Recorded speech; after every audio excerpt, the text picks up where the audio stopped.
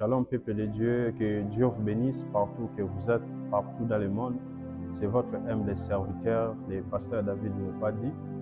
Nous sommes venus encore partager la pensée de Dieu que le ciel a déposée dans nos cœurs. Alors, j'aimerais bien vous annoncer directement notre thème. Nous allons parler sur « Cette fois-ci, je louerai l'Éternel ». Cette fois-ci, je louerai l'Éternel. Alors, très rapidement, avant de continuer cette vidéo, si tu n'es pas encore abonné, tu peux t'abonner très rapidement et puis tu partages. Parce que c'est un message qui va bénir plusieurs personnes dans le monde. Cette fois-ci, je louerai l'Éternel. Alors, notre message est sur les livres de Genèse 29 à partir de 35. Il est écrit: elle tomba encore enceinte et elle mit au monde un fils. Et elle dit: cette fois-ci, je célébrerai l'Éternel. C'est pourquoi elle lui donna le nom de Judas. Puis elle cessa d'avoir des enfants. Alléluia. Bien-aimé, que Dieu te bénisse, toi qui nous suis à ce moment. Ici, on est en train de parler, c'est l'histoire de Léa. C'est l'histoire de Léa. Lorsque Jacob avait besoin d'épouser une femme, Jacob a voulu épouser Rachel. Tandis que dans leur coutume, avant d'épouser une femme, il faut travailler. Jacob est parti pour voir Laban. Laban a donné un travail à Jacob afin d'avoir sa fille comme femme. Alors, lorsque Jacob a travaillé, il a travaillé pendant 7 ans. Lorsqu'il a fini son travail, il s'est présenté auprès de Laban en disant: je finis le travail, maintenant je peux prendre ma femme. Bien-aimé, lorsque Jacob s'est présenté auprès de Laban, écoutez la réaction de Laban. Laban dit: tu ne peux pas avoir Rachel comme femme pendant que Léa n'est pas encore mariée. C'est-à-dire leur coutume s'est exprimée. C'est-à-dire, il dit, dans notre coutume, on ne peut pas prendre la petite sœur si la grande sœur n'est pas encore mariée. C'est-à-dire, on devrait d'abord épouser Léa avant d'épouser Rachel. Bien aimé, la question que moi je me demande, si Laban connaissait toutes ces choses, pourquoi pas, avant que Jacob puisse commencer le travail, pourquoi pas il a dit à Jacob: tu ne peux pas avoir le projet d'épouser Rachel pendant que Léa est encore célibataire. Mais Laban a laissé Jacob de travailler pendant 7 ans. Il a laissé Jacob de travailler pendant 7 ans. Lorsque Jacob était prêt à réussir, à relever les défis qu'il avait, à réaliser les projets qu'il avait, c'est à ce moment que leur coutume s'est élevée. Bien, mais c'est de la même manière avec ta situation.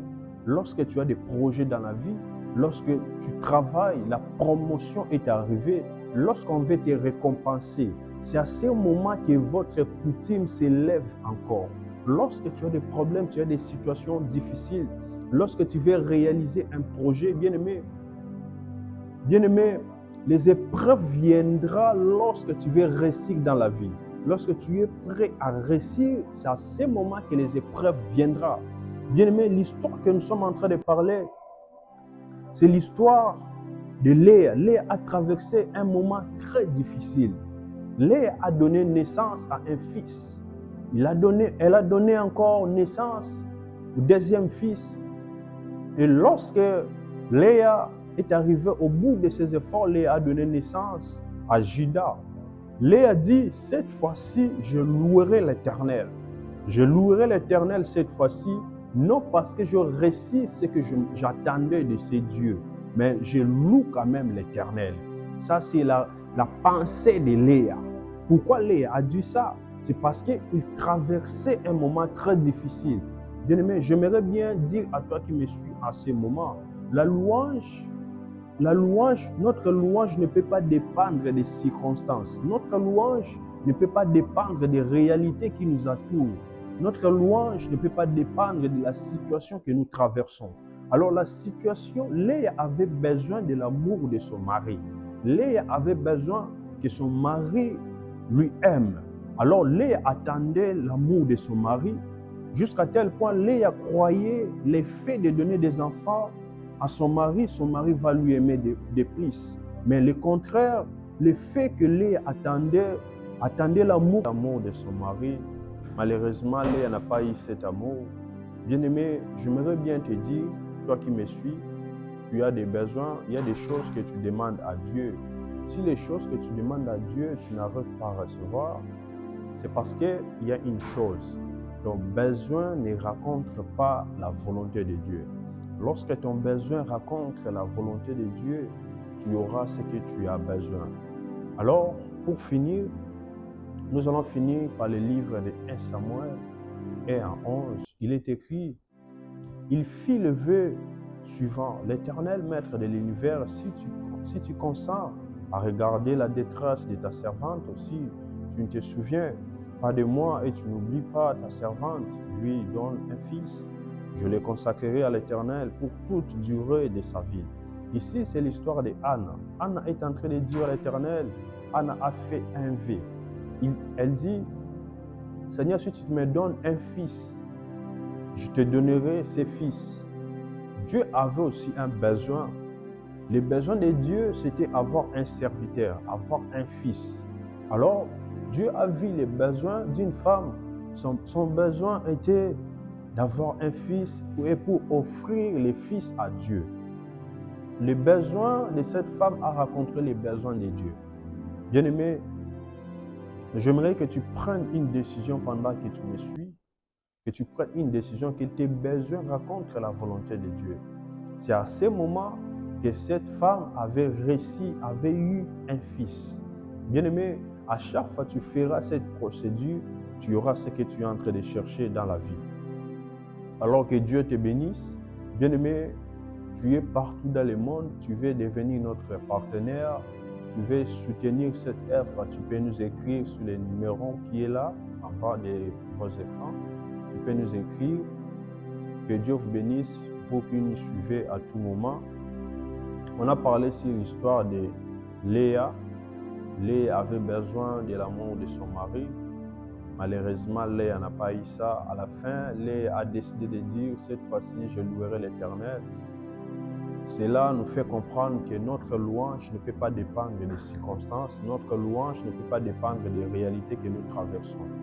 Bien-aimé, à chaque fois ta louange ne dépendra pas des circonstances. À chaque fois ta louange ne dépendra pas des réalités que tu traverses. Bien-aimé, la louange amène la restauration. Quand tu loues Dieu, Dieu amène la restauration, il amène la paix dans ta vie. Alors que Dieu te bénisse, toi qui nous as suivis, que Dieu te bénisse encore. Si tu n'avais pas la paix, que Dieu te donne la paix. Si tu avais des problèmes, que Dieu te donne la solution dans le nom puissant de Jésus-Christ. Nous avons ainsi prié. Soyez bénis. Bien-aimé, c'est votre humble serviteur, pasteur David Moupadi. Tu as des problèmes très sérieux qui demandent la main divine, la main de l'Éternel. Appelez-nous et nous allons prier sur toi parce que Dieu nous a donné ce ministère pour prier pour la vie des captifs. Pour toute personne qui a des problèmes, si tu nous appelles, on va prier sur toi et tu seras guéri. Restez connectés et soyez bénis. N'oubliez pas de vous abonner sur notre chaîne YouTube, David Moupadi TV. Soyez bénis.